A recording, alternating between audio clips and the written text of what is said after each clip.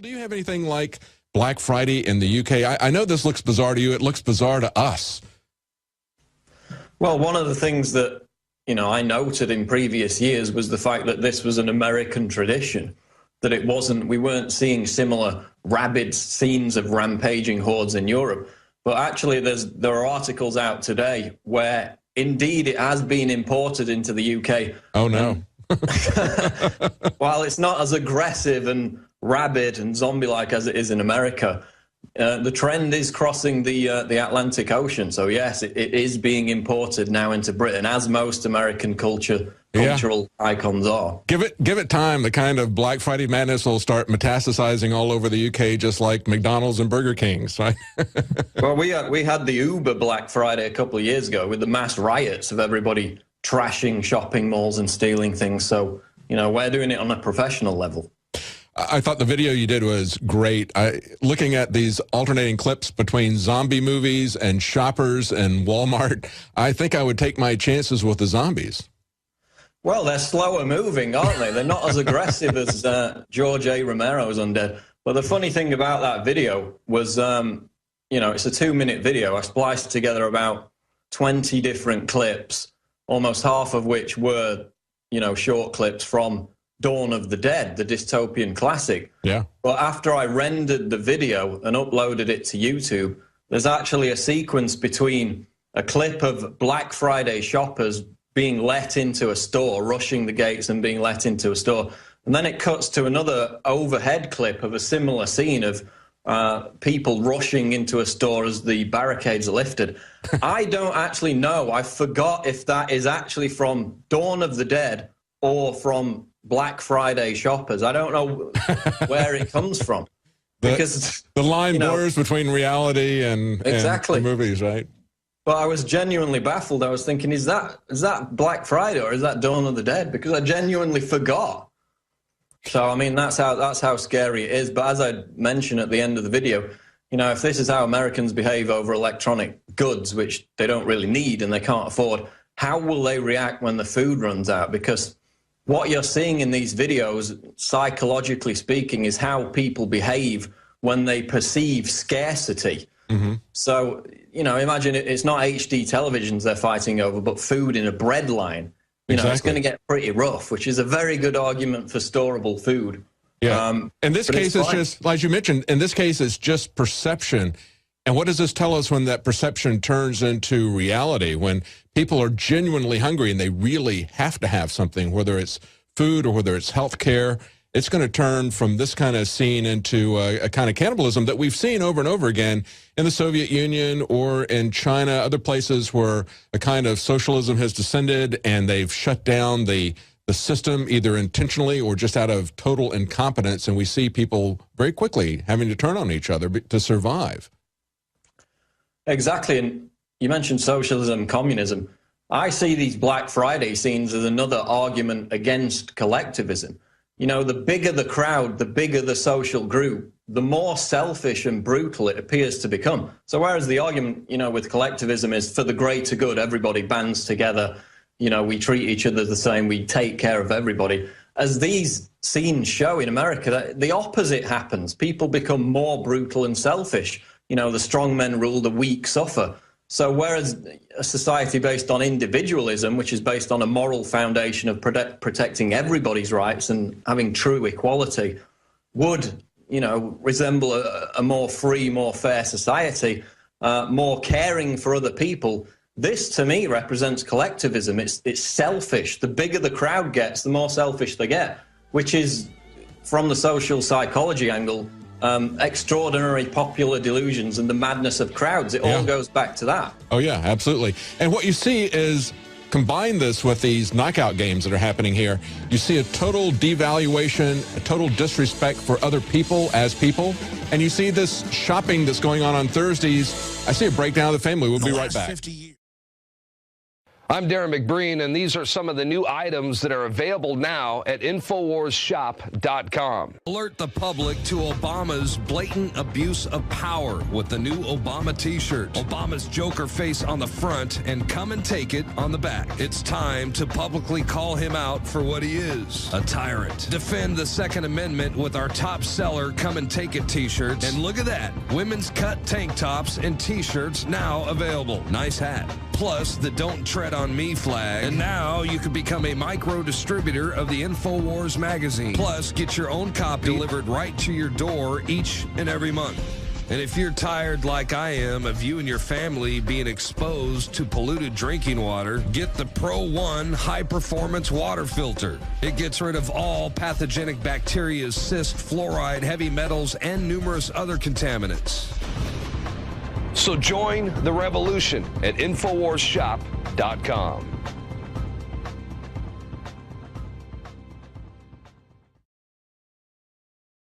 Welcome back to the Alex Jones Show. I'm David Knight filling in for Alex on this Friday after Thanksgiving. And I'm talking to Paul Joseph Watson of Infowars.com and PrisonPlanet.com.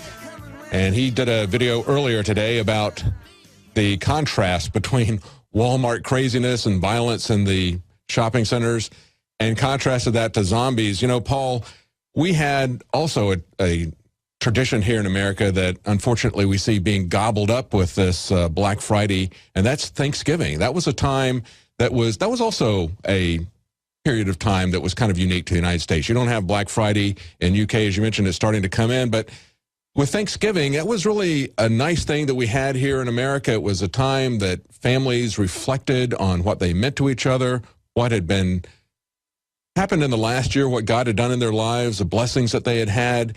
And it was a time that was kind of rooted in a remembrance of a real hardship that the first settlers from Europe who came to this country experienced when they came here, a time of starvation and privation and how they pulled themselves out of that. That seems to be being eclipsed now by this more shallow consumerism that's being pushed on us by the big box retailers. Well, if you actually read the motivation behind some of these people who engage in this behavior, they will justify it by saying that time, that shopping time, is time spent with their loved ones. And they've actually grouped themselves together into a kind of Hunger Games style team. And they treat this as a competition, this rabid, mad dash to get products off shelves. They treat it as a sport. That's what they say in the interviews that I read today. And of course, the motivation to get a deal is complete bunkum because, you know, they mark the prices up months before Black Friday anyway, so then the discounts seem more value than they actually are. The 98% markup on the other products that the shoppers buy while they're in there compensates for it for the big retailers. So they actually make larger profit margins during the holiday season, proving that, you know, the idea that they're losing big on giving all these massive discounts is a complete hoax. So that's not the motivation really now that people engage in this Black Friday zombie madness. It's a sport, it's a competition, it's a Hunger Games style bread and circus. And you know, it's the acquisition of physical objects, otherwise known as retail therapy, which is another mechanism through which people drown out the nagging voice of conscience and the hopelessness in many cases of their real lives. They're trying to tune out of reality. Yeah, Alex was just talking about that earlier this week. He was out earlier this week in Dripping Springs, and he was hiking through the wilderness, and he talked to people, and they said, you know, we like what you have to say, we agree with what you say, but it's just so depressing, we can hardly listen to it. And he was making the case that, you know, reality is what it is. You need to face it and then do something positive about it. You're not going to feel any better by just ignoring this until it comes crashing down on you, and the consequences of ignoring the problems just continually build until everything implodes on you. That's what we're telling people. But as you're pointing out, people like to just ignore that. They like to look at the happy news that's being presented by the media. They like to not look too carefully at the clouds on the horizon. Well, again, it's a hoax. I mean, knowledge is power, but it's also happiness. I find the more knowledge I acquire, the happier I get. I mean, in terms of consumerism, you know, 10 years ago when I first got my first decent paycheck, yes, I would buy items that I didn't need, didn't really want, just because I could. But I find, I don't know about you, David, but as you mature more spiritually, objects actually repel you. The more physical objects you acquire, the more weighed down you feel. That's right. And you start moving towards a kind of minimalist thing where the less objects around you, the happier you are. So, you flip the complete other way. Yeah, it is. It is actually a burden that you start to feel. They couldn't put it any better than that. I realized that when we started moving here from North Carolina, how many things just started accumulating over the decades, and you just want to get rid of these millstones around your neck is what they feel like, and that's just materialism. What you really value is the connections with other people, and that's what I see being lost in not only this consumerism, but also in these knockout games. Because in the past, we were seeing this kind of violence in Walmart on Black Friday, but now it's coming out where just for the sheer fun of it. As you mentioned, they've turned Black Friday into a kind of a Hunger Games game. Well, they're turning brutalizing other people into a game. There's absolutely no feeling for other human beings. And again, that relates back to social media, where, like video games, there's no requirement to see other people to treat them as equal human beings, like in social media. And then, of course, happy slapping in the UK, which is what, the knockout game is in America. And again, it's all about narcissism, getting your videos on YouTube, getting them on social media. That all feeds into it. Wow, that's amazing. We're talking to Paul Joseph Watson in England, and we're going to be right back. And Paul, we had a story that we covered earlier this week that you covered, was up on Drudge, about killer robots. And we're going to touch on that as we come back, so stay tuned. We'll be right back.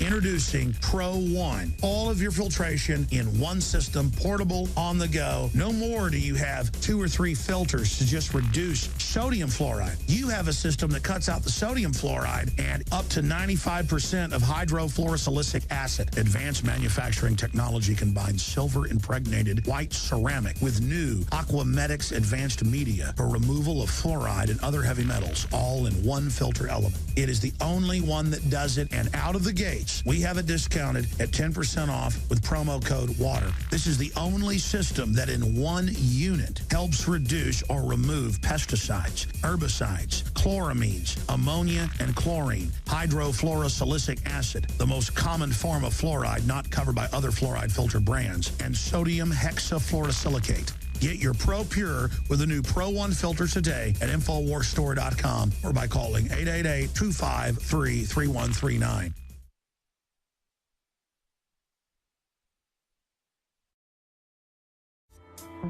Welcome back to the Alex Jones Show. I'm David Knight, filling in for Alex on this Friday after Thanksgiving. I've got Paul Joseph Watson on the line from the UK. But before we go back to Paul, and actually, Paul, we can talk about what Mark has to say. I've got Mark from the District of Columbia that's been hanging for over an hour, and I want to get his comments on Black Friday, and we can talk about that. And then we're going to talk a little bit about the killer robot campaign that Noel Sharkey was on the show a couple of days ago. Mark, DC, what did you want to tell us about Black Friday? How are you, sir? Doing fine. First of all, I'm boycotting Black Friday, and I just urge everybody else to do so. I spent last night, I stumbled onto something, a whole book online called the Nazi Hydra in America.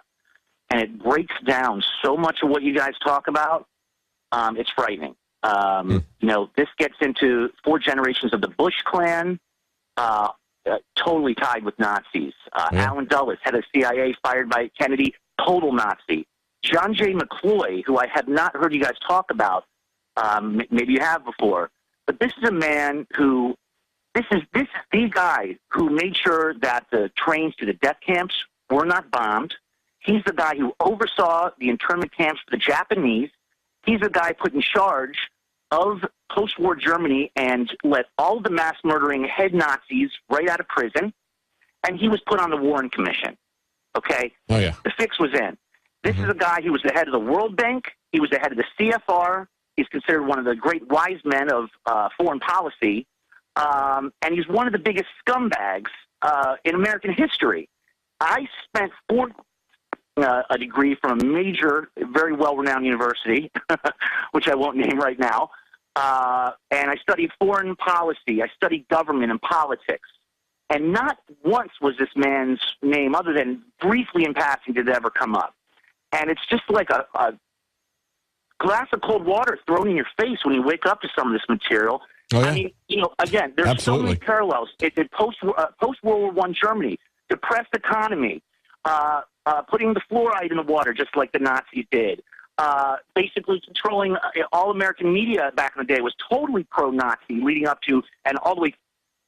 Oh yeah, there were a lot of financial ties with the Bush family, the patriarch Prescott Bush, and of course, there are a lot of books that talk about this. One of the ones that I thought was really very interesting about Operation Paperclip was A Terrible Mistake. It was about the death of Frank Olson, and he was a scientist who worked for the biological and chemical research departments of the CIA, and it was interesting. It's very, very well-researched, very factual book based on recently declassified documents that were classified for 50, 60 years.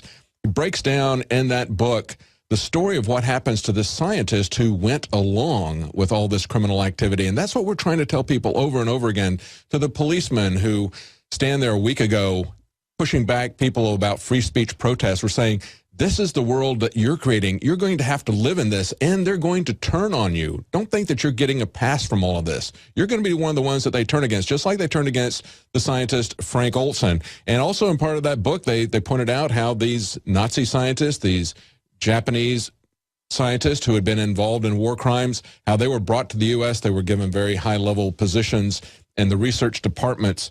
But I think you made a good point there. Thank you so much for calling and for hanging on for such a long time, Mark, in D.C. I think the point he was making, too, at the beginning there, Paul, was about boycotting. Not just Black Friday, but especially boycotting what's going on Thanksgiving. If you don't show up, they're not going to make the employees leave their families to go work on those days, are they? Well, that's right. And there's actually a growing backlash. The BBC did a report on it today. Against Black Friday. They've got a boycott day, which is the Buy Nothing Day, I believe it's called. And also trending on Twitter, hashtag Black Friday body count. Actually, numerous injuries last night and today. Of course, 4 people have died since 2006. Wow. Shootings, stabbings, everything going on today. But even the BBC is now reporting that there's a massive backlash against it. So hopefully the kind of scenes that we've witnessed are on the wane.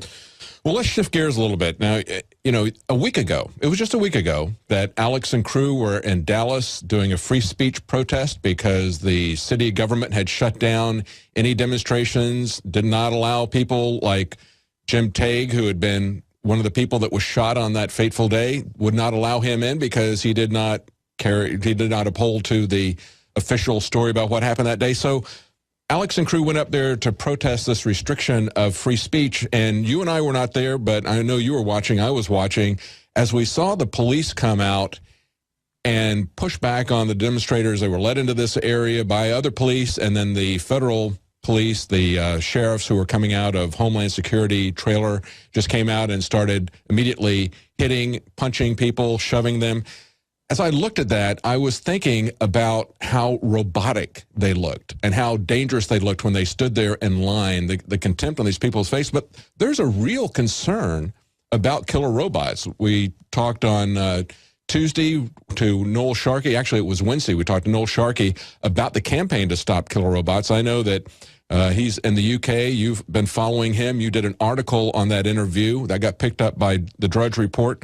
And he had an amazing revelation there that you used as a headline, and that is he fully expected to see robots used for crowd control, armed with tasers. Well, that's right. And I mean, it's coming sooner than you think. But he actually did a report a few months ago now called 2084 Big Robot is Watching You. Mm-hmm. And Sharkey predicted that within the next 30 years, quote, humanoid walking robots would be more in use for crowd control at games, strikes and riots. Robots will patrol city centers and trouble spots where fights are likely to break out. So there he's talking about them being armed with tasers. Already, I did a video report back in April about some technology out of Zurich University, which they said would be used for homeland security purposes. And even the inventor of that drone technology said it could be used to, quote, abuse humans. And that was a network of, could be, yeah. And that was the creator of the technology. But it was basically a network of drones that carried nets. and they said it could be used to snatch suspects off the streets. So they're talking about that already. They've got rudimentary drones that already do that. They're quite small at the moment, but they're going to ramp it up. This is really horrific stuff that we're looking at. When I look at this, when we saw the trailer for the movie Elysium, that's exactly what we saw. We saw these brutal robots just smacking people who were standing in line, used for crowd control and law enforcement. I had high hopes for that movie. It turned out to be a very cheap analogy for Obamacare and illegal immigration. It didn't really seem to address that, but that was a very powerful scene that was in the trailer. It's something that I think people should be very concerned about. And he's going around and talking to the UN and talking to the governments, raising awareness of the public, raising awareness in the press. But I want to see more awareness raised of the scientists who are creating these things, just like I was talking about Frank Olson in the past segment. You know, when you're a scientist and you're doing something, or an engineer, it's not just enough to tackle something because it's an intellectual problem that you can solve. You need to think about how it's going to be used, the ethical consequences of it. Well, the vast majority of this technology is being developed by DARPA, which, of course, is the Pentagon. Yes. And people like Sharkey and others have said that these robots are going to be used to kill people. That's their ultimate, application. And DARPA has even admitted that in several different instances. They're now starting to roll them out on the battlefield. But initially, it's going to be about, as you said, robots checking IDs at checkpoints, alerting authorities if necessary to suspects, and anyone can be a suspect now. And in fact, you mentioned Elysium. The new RoboCop film actually depicts robots patrolling the streets of Iraq, biometrically scanning citizens' faces against a database.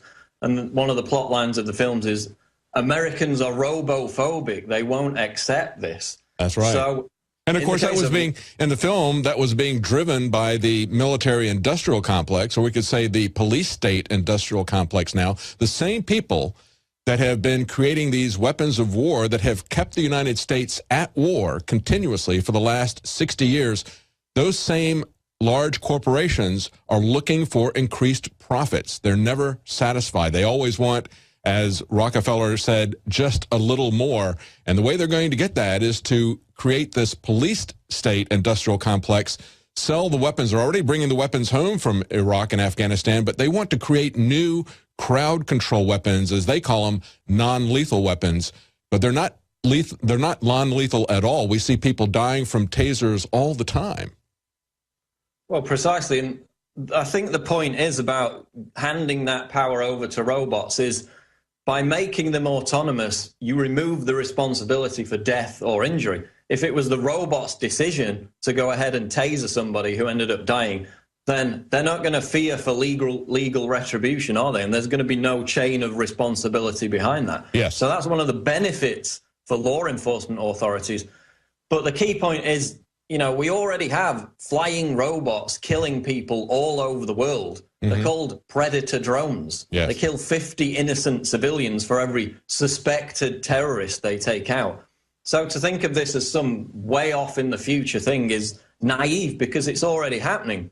Yes. Way up, if you want to get way into the future, then even the co-founder of Skype wrote that the eventual progression of robots will be about them taking over, quote, the speed and direction of technological progress itself, and actually shaping the environment of planet Earth to their own ends. So once these robots get some kind of sentient intelligence and under their own auspices have a survival mechanism, then you're going to find that they shape their environment for their own purposes. And as the co-founder of Skype said, we're just going to be, a bug on the windscreen to them. They don't care about us. So that's where it's going in the future. That's where people like Ray Kurzweil have said that it's heading. And when Ray Kurzweil looked at the Atlas robot that DARPA funded, his comments were, oh, that's great. Now all it needs is a brain. I'm looking at this thing and I'm saying, do we want to give that kind of monopoly of force to a few people in government? Because that's what's happening with these drone strikes. It's a few people that can remotely control a tremendous amount of force. It gives a tremendous amount of leverage to the government, to the police department to use against people. It's a very disturbing trend, in my opinion, and we need to get people to understand just how imminent and how dangerous this is. It seems like science fiction to so many people, and yet we can see these robots that are being built by Boston Dynamics, and I find them to be very frightening because I can see the potential for abuse because we already see that technology being abused, as you mentioned, with the drone strikes. Exactly. And I think ultimately it's about the total obliteration of human liberty on an industrial mechanized scale. Exactly. That's what it's ultimately about, because once you give these robots power of sentient awareness and the power to act on their own accord, they're just going to kill people because it's in their own interest to do so. If they're in a battlefield mode, they're being developed by DARPA, the Pentagon. And the Pentagon's actually developed a device that thinks and looks like a human brain, which they plan to install in these robots so they can navigate completely of their own accord and they can learn as they progress through their environment. So they've already got brains, human-like brains developed, synthetic brains, which they plan to put into these robots. So it's frightening where it's going. But you mentioned Kurzweil again. You know, the trendy transhumanists all seem to worship him as this icon of the technological singularity. But if you actually read his book, which I don't think many of them have from cover to cover, The Age of Spiritual Machines, his lust for, you know, robotics and transhumanism, it comes across to me as some kind of creepy sexual fetish. If you actually get to the end of the book, he talks about a woman leaving her husband for a computer, uploading her own intelligence into the computer so that she can then have sex with the computer. And then at the end of the book, Kurzweil joins in as a kind of threesome. It's completely creepy. I think his whole thing is based on some weird sexual fetish. I mean, and he also thinks that he's going to live forever. You know, that's the original lie from the Garden of Eden, that you'll become like God. He really does think he's going to become like God. Even if he could transfer his mental processes and make a copy of his brain, essentially, and put it in a robotic thing, that's still not him. That's just a copy of him. He's still going to die. He doesn't want to come to the grips with that fact, and so he is working towards this crazy invention that he's got. But it's also very disturbing because we realize where this is headed. We realize how dangerous this is, and we realize that even though he's not going to be able to really transfer himself into a robot, these people could kill an awful lot of people. It's just like the Artilect Wars. I don't know if you've seen that book or not, where the guy's talking about gigadeath between people who are pushing this artificial intelligence and the people who are trying to push back against it, people that he calls the Terrans. And he predicts that that's going, the author of that book predicts that that's going to happen and that we're going to have billions of people die. It's going to be one of the most horrific periods of human history, but they think they're going to win. They think the Artilects will win. They think the transcendent, transhumanist singularity people are going to win.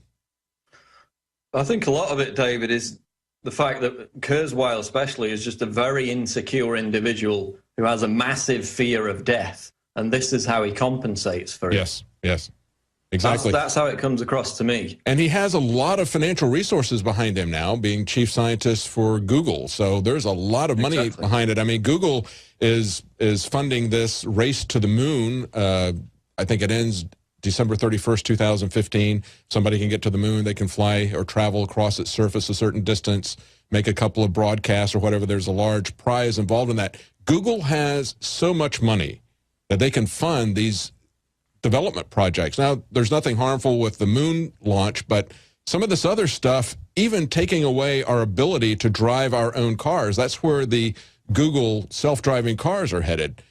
You're going to find people that are going to be priced out in the insurance market, the compulsory insurance market that we have here in the United States. If you want to drive your own car, I'm sure that's going to be at a premium because, of course, the cars can do it so much more safely than you'll be able to do it. They're going to basically shut us down and control our movements in their entirety with that. Well, that's what Renault recently announced with their electric cars. You're going to rent the battery off them and they can shut it down at any point. So it's outside of your control again.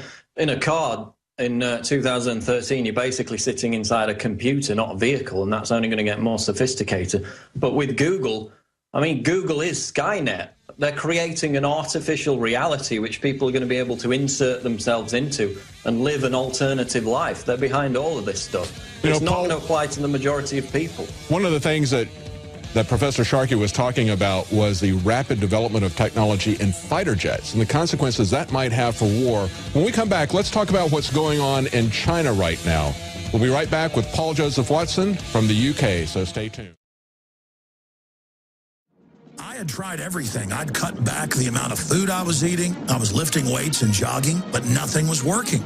My body was literally starving for minerals and trace elements as well as key vitamins. And as soon as I had that, I immediately could eat half of what I was eating previously and be satisfied. Now, there are hundreds of great products at InfoWarsTeam.com, but I want to point out the 3 that have helped me lose 37 pounds in just 2 months.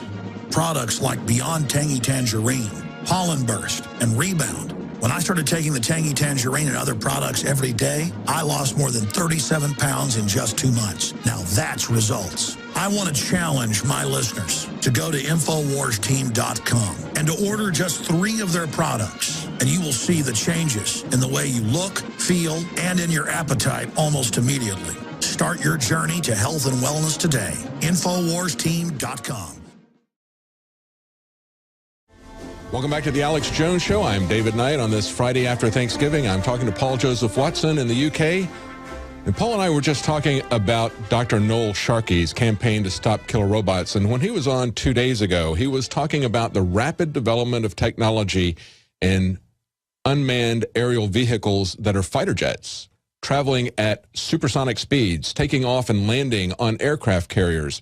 The amazing advances that are being made in that. And as we're looking at that, Paul, I'm thinking about how easy it's going to be for governments to get into a war when they feel like they don't have as much to lose if they're just going to lose an unmanned aerial vehicle. But eventually, as Dr. Sharkey pointed out, it's going to come down to people dying, isn't it? Well, exactly, because, you're going to have humanitarian concerns that are caused by any war.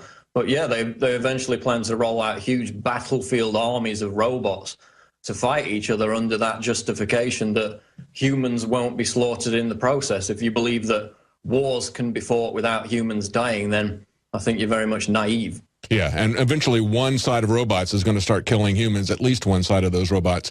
Now, what's happening with China now, we see there's this map. Pull up this map, guys, for the viewers that are looking at it on CNN.